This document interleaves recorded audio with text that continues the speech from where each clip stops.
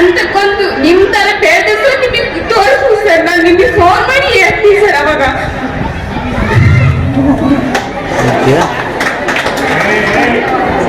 ಮಾಡ್ತೀಯಾ?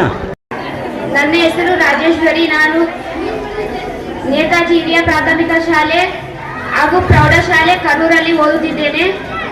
ನನ್ನ ಊರು ಬೆಳಗಲು, ಅಲ್ಲಿಂದ ಬಂದು ಓದುತ್ತಿದ್ದೇನೆ.